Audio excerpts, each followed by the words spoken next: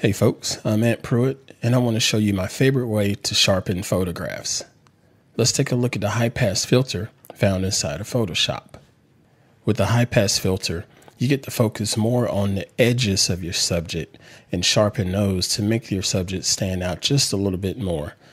The standard sharpening tool is a little more global and tries to sharpen everything on the screen.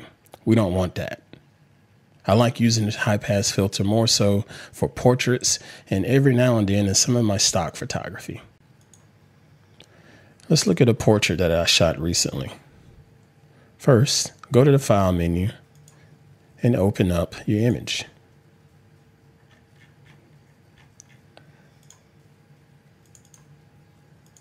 Once you have your image open, you want to duplicate your layers on the layer panel found on the bottom right side of the screen. Just unlock it and you can right click and say duplicate layer. Or you can just drag the layer down to the new layer icon on the bottom of the screen. That'll also duplicate it. In this instance, we do want to duplicate the layers twice. Let's rename this layer Blur. And we'll rename this layer Sharp. Now, let's convert our new duplicated layers to smart objects. You can do so by right-clicking and clicking on Convert to Smart Object, or you can click on the layer and go to the Layer menu and select Smart Objects, Convert to Smart Object. Now that you have your smart objects, let's click on the Blur layer and next go to the Filter menu. Then select Blur and then select Gaussian Blur. With Gaussian Blur, you want this layer to focus more so on the color tones and not necessarily on the details. So you want to blur out this layer. Blur it to where it's just out of focus. That can be anywhere between 7 and 10 pixels. And then click OK.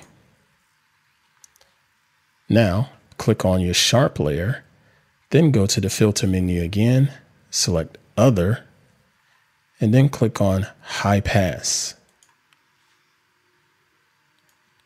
When you click on the High Pass filter, you get a whole new look of your image. All of the colors have been desaturated.